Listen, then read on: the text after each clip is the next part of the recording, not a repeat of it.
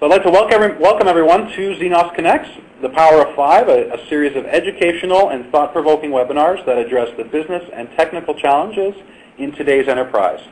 My name is Peter Ganza, and I'm the Director of Product Marketing here at Xenos, a division of Actuate. Accessibility is a very broad topic. It can mean many different things to many different people. Whether we're talking about physical accessibility of buildings, so things like ramps, automatic doors, signage. The latest battle is really all around electronic access, websites, and interactive content. Before we get started, I do want to take a moment to cover just a few housekeeping issues. Please note that all lines have been muted for this webinar. Questions can be submitted at any time during the webinar by clicking the private chat tab on the left side and then double-click Leaders and Assistants. Questions received will be addressed at the end of the presentation. I do ask everyone, if you've got questions, please fill out that queue and we will get to them at the end. Xenos, a division of Actuate, transforms enterprise information into intelligent content by providing high-performance solutions that optimize your ECM investments.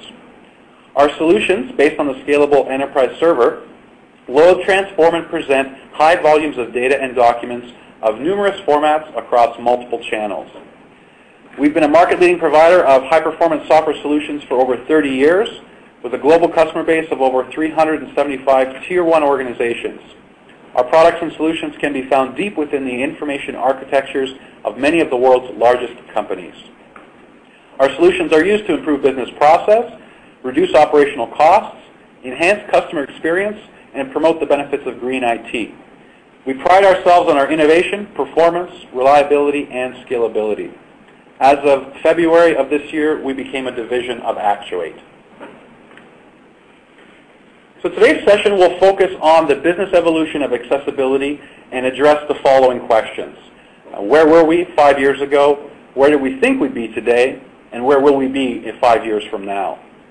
I will be your moderator, and for those of you who don't know me, again, my name is Peter Ganza, the Director of Product Marketing, and our resident accessibility champion. I come from a product management and marketing background with companies like Symantec and most recently Rimatech. This webinar is being presented primarily by Peter Abrams. Peter is the practice leader for accessibility and usability at Bloor Research. He started in IT as a sandwich student in 1966 with IBM and continued to work for them until 2003. In a company then known especially for its hardware, Peter saw the importance of software and especially transactional processing. In 2004, his experience with some disabled friends and a report by the Disability Rights Commission prompted him to start research into IT accessibility for the disabled. Recognizing the growing importance of this area, he set up Bloor Research's usability and accessibility practice and now devotes most of his research to this area. And before we turn it over to Peter, Xenos Access is our patent-pending high-volume PDF accessibility solution. With this solution, financial institutions and other transactional providers can ensure that any statement or transaction-oriented document it generates can be made accessible on demand to every customer without the need to outsource to special third-party services. So with that, I'm going to throw it over to Peter and see if we can get this webinar started. Go ahead, Peter. Thank you, Peter, and hello, ladies and gentlemen. As Peter said, I'm going to talk about where we were 5 years ago, where we are today, and where I think we will be in 5 years' time. Firstly, I want to define what I mean by accessibility for this seminar. ISO, the International Standards Committee, defined it as usability of a product, service, environment, or facility by people with the widest range of capabilities. The widest range of capabilities is really just a nice way of saying including people with disabilities. In this seminar, I'm going to use a slightly more restricted definition. ICT for people with disabilities, where disabilities include vision impairments, hearing impairments, speech impairments, musculoskeletal issues, for example, quadriplegia or RSI, learning difficulties, and aging. I include aging not because it is a disability in its own right, but because as we age, we may become less able through the impacts of diseases such as Parkinson's or Alzheimer's, weaker eyesight, loss of hearing, etc. As Peter mentioned in his introduction, accessibility is a wide area, so I think the best way for me to answer the question, where are we going to be in 5 years' time, which is the main question of this seminar, is to divide the subject up into multiple dimensions. I have mentioned 6 on the slide, and I have written a short paper that covers all of them, which you will be able to access after this seminar. Because we have limited time today, I'm going to concentrate on the 3 underlined areas: access to digital information, law and standards, and new technology. So firstly, access to digital information. How important is it to individuals? I think this is the key question that will influence accessibility over the next 5 years. If we look back to 5 years ago, the primary source of information for most people was offline, in one form or another: paper, telephone, or face-to-face. Online had started and was providing basic information, what we tend to call brochureware, and a few organizations were providing bleeding-edge services to their end users. If we skip forward to today, the world has changed remarkably in the last 5 years. I would say that digital is the preferred channel for a large number of providers. I have been debating whether that should say most or just many providers, but in any case the number is growing rapidly. Other channels are still supported, but do not provide such an effective service. How often do you now hear, "For further information, go to our website www." If you think about the organizations that provide information, services and products online today, they include the government and public services, who have a big push towards what is called e-government as a way of reducing cost, speeding up processes, and providing a better service to more people. And other organizations such as banks, insurance companies, retailers are providing a widening array of goods and services online. Indeed, for a growing number of businesses, online is the only channel. I'm thinking of organizations such as Amazon. Not only are all its sales and distributions online, but with a Kindle ebook, even the product is digital. Amazon in the US now sells more copies of their popular books as ebooks than as paper books. Another example is EasyJet, one of the UK budget airlines. All sales and distribution are only online. And if you try calling them, you'll find it nearly impossible. And iTunes, obviously, is a digital-only media. Then if you think of other aspects of the online world, social networks, interactive games, virtual worlds, all of these only have a digital presence. Another example is the British Computer Society have just published a report that shows access to IT makes people happier.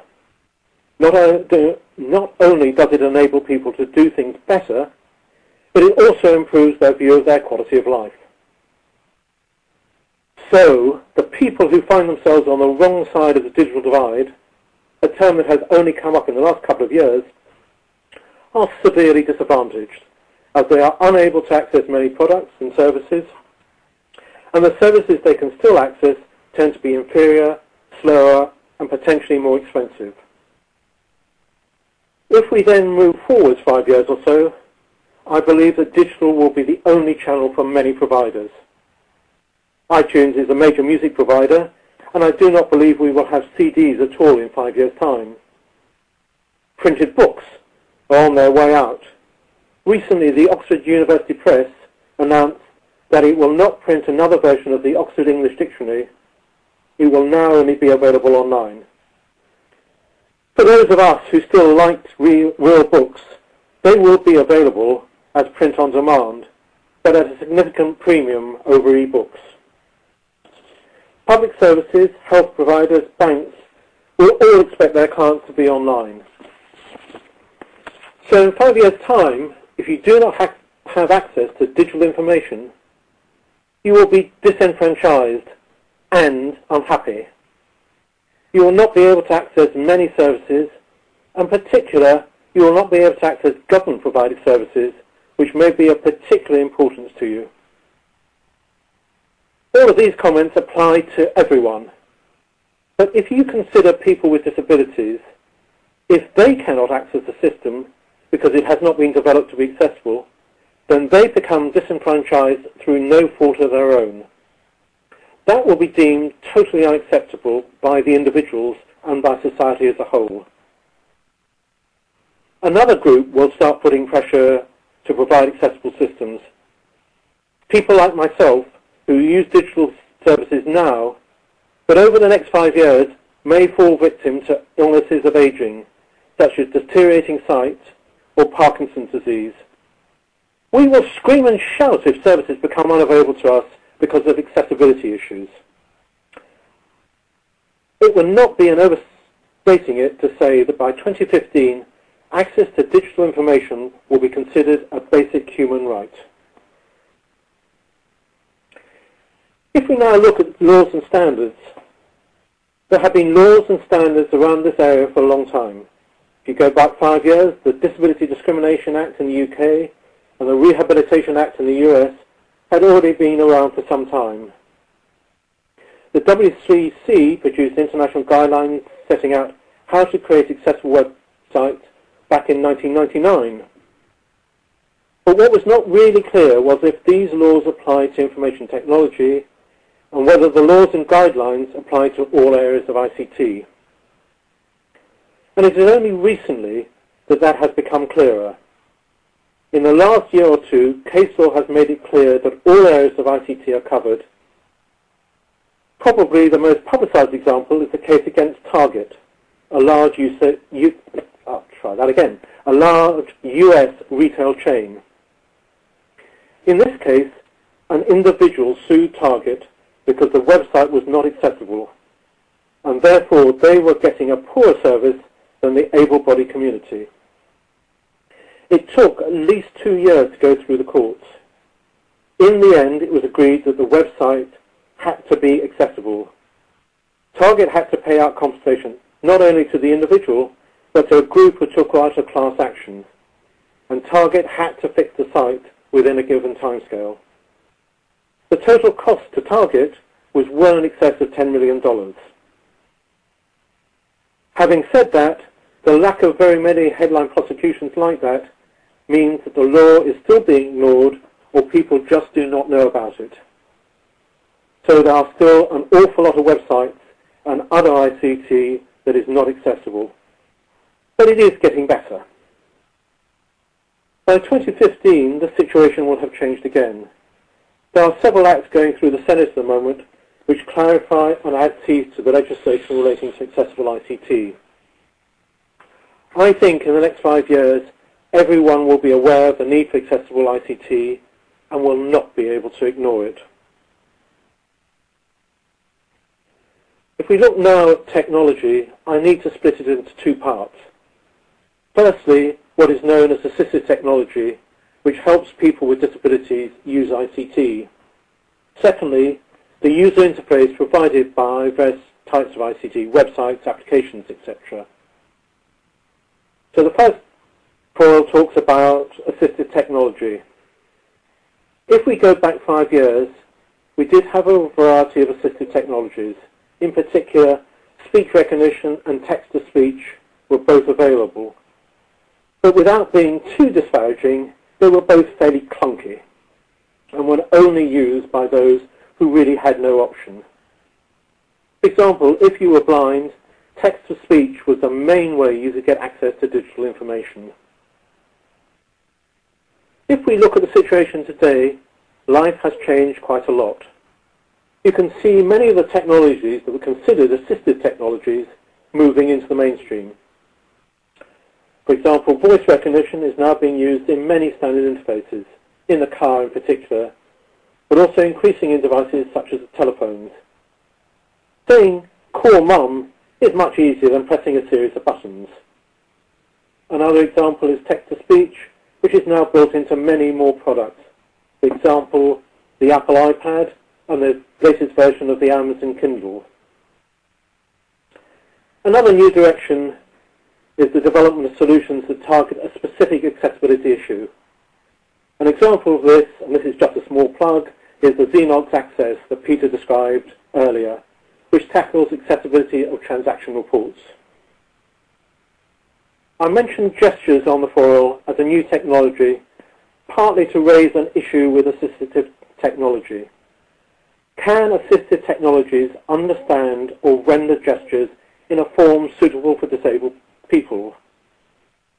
AT will have a continuing issue keeping up with new and challenging technologies in the user interface. As we go to 2015, we will see new forms of assistive technology, direct brain connections, wearable devices, that will enable people to more easily control and access their ICT environments. There will be a continued improvement in the power available to assistive technology. For example, text-to-speech today tends to be fairly flat. With more power, it will be possible to include emotions and clearer pronunciation and intonation. If we now look at the user interface of the content, in 2005, life was quite easy in many ways. Most of the input and output was in text, and we had assistive technologies that dealt with text. As I said, it was clunky, but it did work. There were problems with some ancillary technologies, and probably the most obvious example was PDF. PDF did not work well with assistive technology 5 years ago. As we move forward, the user interfaces have become much more complex. We have audio and video, systems such as Second Life that start going into 3 dimensions, and we have a whole variety of specialized widgets. To be honest, assistive technology is struggling to keep up with these changes, and I think this is going to be a continued problem as we move to 2015 and will be the biggest barrier to accessibility. The solution has to be that the providers of the ancillary technologies and all other technologies provide the user interfaces, must make them accessible, and make it easy for content providers to create accessible content. Adobe have shown how to do this by making both PDF and Flash accessible. I cannot guess at all the new interfaces that may come up by 2015, but 3 dimensions, interactive gestures, and emotions are examples of what will happen. I mention emotions because the W3C are working on the emotion markup language. The concept is that this can be added to text, and then a text-to-voice synthesizer could change its intonation to show anger or compassion, or an avatar could show relevant facial expressions or gestures. The marketeers in organizations and the majority of their users will want to take advantage of these new functions. The question we face is how to ensure that these new technologies are all accessible. So, just to summarize, 5 years from now, accessibility will not be optional. Everyone who provides digital content, services or products will need to make sure they are accessible. There will be no more legal and financial imperatives for this to happen. In particular, there will be pressure from users to be on the right side of the digital divide as a human right. Awareness will be much higher both at the user and the supplier end. One area I didn't talk about is skills. This is an issue at the moment as we do not have sufficient skilled developers to create accessible solutions. There's a lot of discussion about this at present. In fact, I'm going to a meeting about an MSc on accessibility this evening, and by 2015, accessibility should be a business-as-usual skill integrated into all the relevant training. As I said, I think the main challenge will be new user interfaces and how they will be made accessible. It is a major issue, and the industry as a whole will have to tackle it. Thank you very much. And now, Peter, I believe we have some time for questions. Thank you, Peter. Great webinar. Some really good, interesting topics. We're going to open it up to see if anyone has questions. So I'm just going to pause for a moment here and see if anybody's got questions.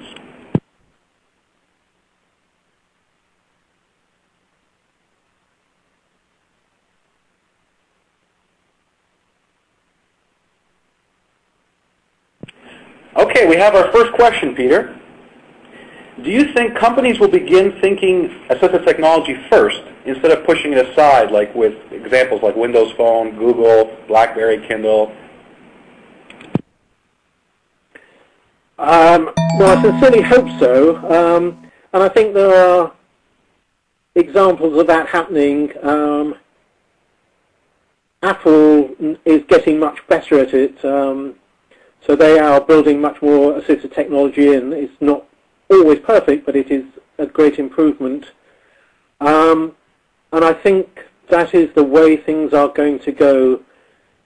There is no doubt that building accessibility into products and into services and into websites or whatever from the beginning is the right way to do it and the much easier way to do it. And I think that will be happening. The major companies, Microsoft, Apple, IBM, have thought about accessibility for a long time, but haven't really pushed it. I think that because of the reasons I suggested in the webinar, that there will be much more proactive work being done by those companies to make sure it happens. For example, YouTube. YouTube has some problems with accessibility at the moment, but on the other hand, it is doing a lot of work on closed captioning for the deaf, which is obviously a big accessibility issue at the moment, and they have, as far as I can see, have done that proactively. So I'm reasonably confident that the big companies are beginning to understand this and will fix it.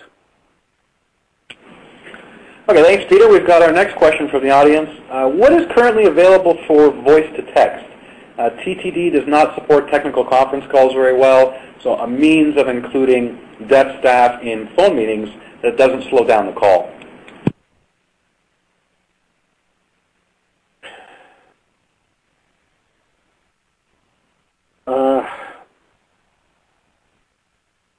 I haven't got a simple answer to that. There is one company I know that does work on this where it will do you can get a deaf person connected into it, and they will do a voice-to-text online in real time. Now that's not a piece of that's not really a piece of technology doing it. That's not a technology taking the voice and turning it into text which the deaf person can hear. It's actually someone transcribing it, but doing it remotely. That's probably the best we have at the moment. There are possibilities of getting voice-to-text to do it automatically, but I haven't seen it built into webinars yet and similar sorts of technology. That only partly answers the question, but that I have seen. One of the conferences I went to recently on accessibility, they had this company doing it, and for all the speakers at the conference, there was they were transcribing the text immediately. The conference was in London. The transcriber was somewhere near Chicago in the States, I believe. Okay, thanks, Peter. We've got another good question from the audience. What can businesses or average people do to convince companies that AT is an important priority to everyone? Yes, a very interesting question, and something that with various of my hats on, I spend a lot of time discussing. Complain, I suppose, the simple answer. Send messages back to the companies, particularly about their websites, to say, I'm having a problem, I can't use this, I'm not going to use your product because. You can go through the legal methods, as I suggested that they did with Target. That's quite a, I wouldn't say a high risk, but it takes a long time, and you have to be very motivated to do that. So my take is that if someone else came to another company like Target now and said, we're going to take you to court because your website's not accessible, my take is that that company would look at what happened to Target and say, okay, we understand, we can't fix this immediately, but we do understand and we are going to fix it for you. Because no one is going to want to get dragged through the court for several years and then just get left with a large bill at the end of it. Get your get organisations like the RNIB or the RNID, the Deaf Association and the Blind Association, on your side if it's relevant to them, and get them to talk to the companies, because an organisation like that saying there is a problem gives it a bit more credibility and a bit more clout. There's also something very new that's come up. There's a new organisation which I'm marginally involved with called Fix the Web, and the intention is that they will gather together all the complaints about accessibility and deal with them, so that you can just write to one person or Twitter to this organisation and say, I was on this page on this organisation and I had this problem, and Fix the Web will then go back to the organisation and say, you've got to do something about this. Because I have to say, one of the problems I find about complaining is finding out how the hell you complain to some of these organisations. You're on a website and you find that you can't do something. Can you find the contact page? Can you fill in the right form? Can you do this? I do it because I have a real desire to do it and I'll be in my bonnet about it. But it can take me 10 minutes to find the right place to do it, and that can be annoying. So the idea of Fix the Web is that you go to one place, just fill in the form, and leave it at that stage. So there's some thoughts about how you can do this. And just to add to that, Peter, one of the things that I've been seeing is obviously you're right. I mean, you have to complain, right? I mean, you have to let someone know. And there actually are some tools starting to come out to try and help with this problem. The most recent example I can think of is the AFB, the American Foundation for the Blind, recently launched a tool called the Helen Toolbar. And basically it's an attempt to address this issue where you install this toolbar, you go to a site that's inaccessible or has some sort of a usability issue, you click a couple clicks and it goes to a centralized location that they're managing, so they can start to build that list of how many people are complaining about which sites, and hopefully take a little bit more of a centralized approach. So that's a great question.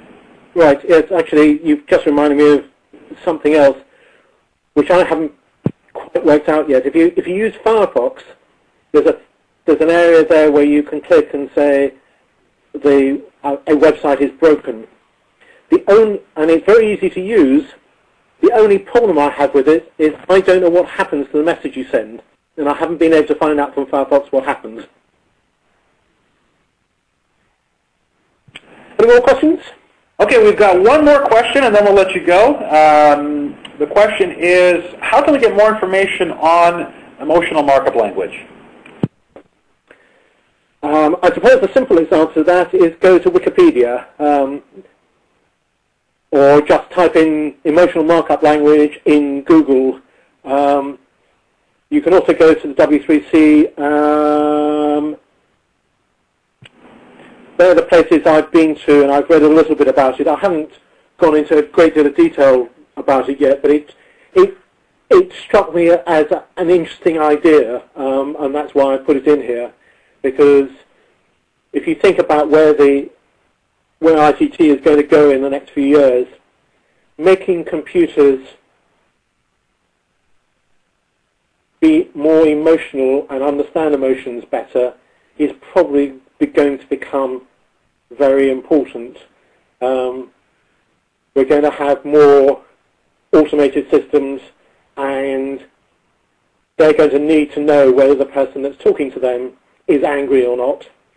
And as I said, text-to-speech at the moment tends to be a bit flat. It talks like this all the time.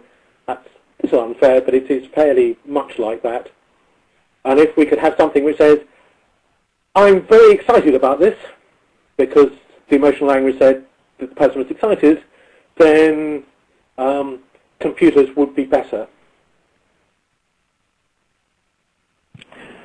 Okay, that about wraps it up for the Q&A. We're sort of on a wrap-up slide here, so you can obviously see a number of ways of interacting with, obviously, Blue Research at their website, ourselves, a few websites, blogs, Twitter, and whatnot.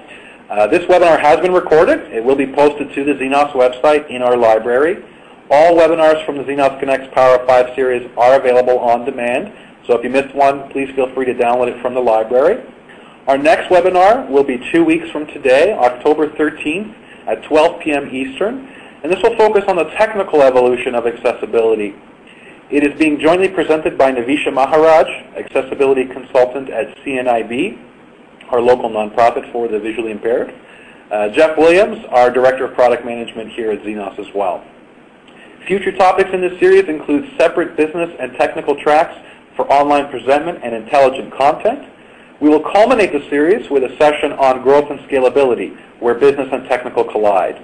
For information regarding the Power of 5 series, please visit the events section of our website at xenos.com or follow us on Twitter at Xenos_group.